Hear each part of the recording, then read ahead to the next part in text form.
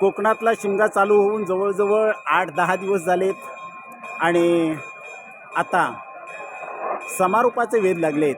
हळूहळू या शिमगोत्सवाची सांगता होत जाते आणि सांगता होताना प्रत्येक गावात रोंबाट हा कार्यक्रम होतो.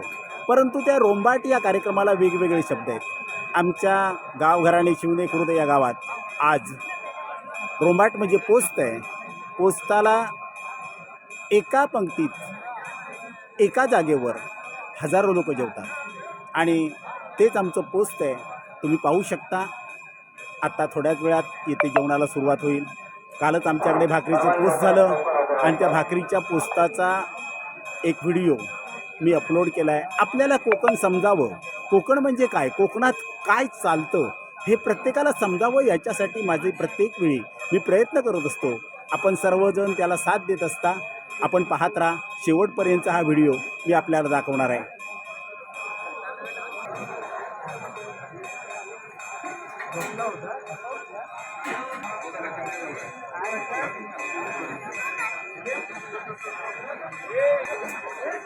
हा पुरुष वर्ग आहे.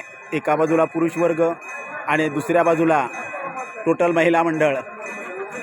एकाच वेळी एकाच पंक्तीत हजारो लोक जेवतात. तो हा कार्यक्रम आहे. आणि वालच्या व्यतिरिक्त कोणीमध्ये करू नये. वालच्या व्यतिरिक्त कोणीमध्ये आणू नये. ही सर्व मुंबईकर मंडळी आहे आणि खास करून या पोस्तासाठी आलेले आहेत. शिमग्याचे त्यांना वेध लागलेले असतात आणि शिमग्याच्या वेळी आवर्जून गावाला येतात.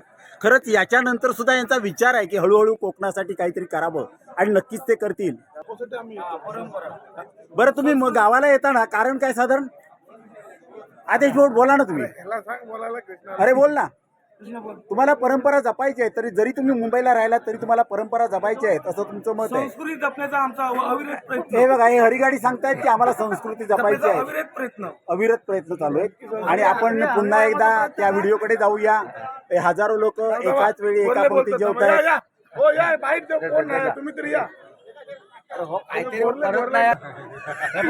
तुम्हाला मी सांगतो बोलला ना. कोणीमध्ये करू नये. आता वालचाल सुरुवात होते.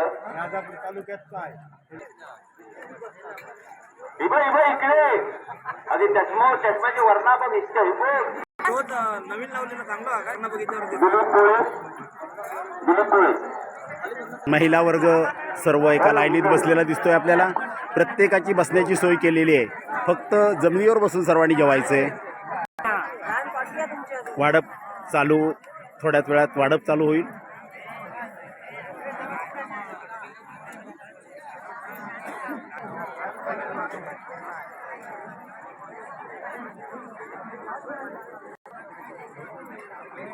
राज्यांनी आपल्याजवळचा पदार्थ जेवणाऱ्यांना सांगायचा आहे. राज्यांनी आपल्याजवळचा पदार्थ वाढपाला सुरुवात झालेली आहे.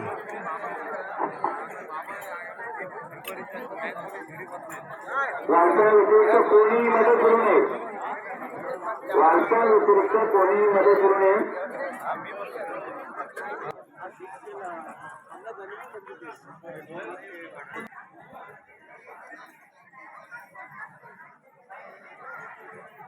प्रत्येक वर्षी हा कार्यक्रम येथे होतो.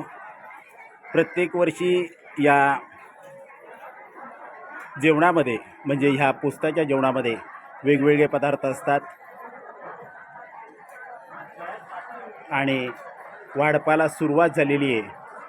जणू काही जत्रा भरली असंच वाटतंय. परंतु गावातून महिला, पुरुष, आबालवृद्ध सर्वच्या सर्व येथे जेवायला येतात आणि संपूर्ण गाव एकाच वेळी एका पंक्तीत जेवतो. असा हा कार्यक्रम आज आटोपतोय. उद्या सत्यनारायणाची पूजा आहे. म्हणजे उद्या पूर्णपणे या शिमगोत्सवाची सांगता होणार आहे. प्रत्येक वर्षी आम्ही शिमगोत्सवाच्या शेवटी सत्यनारायणाची पूजा करून या शिमगोत्सवाची सांगता करतो. येथे आचारी वाढप्यांना सर्व पदार्थ काढून देताना आपण पाहत आहे. आचार्यांची तसंच वाढप्यांची सुद्धा धांदल उडालेली आहे. कारण हजारो लोक एकाच वेळी जेवायला बसलेली आहेत. प्रत्येक वर्षाचा हा कार्यक्रम आपण प्रत्यक्ष पाहू शकता या गावची एकी आणि या एकीच्या बळावर हे सगळं सर्व कार्यक्रम पार पाडले जातात. वाडप जवळजवळ पूर्ण झालं आहे. याच्यानंतर सर्व लोक जेवतील आणि हा कार्यक्रम आटोपेल. उद्या सत्यनारायणाची पूजा म्हणजेच या शिमगोत्सवाचा पूर्णपणे समारोप. उद्या हा शिमगोत्सव पूर्णपणे आटोपेल. प्रत्येक वर्षी हे गावघराणं एकाच वेळी एका पंक्तीत जेवतं आणि तोच हा कार्यक्रम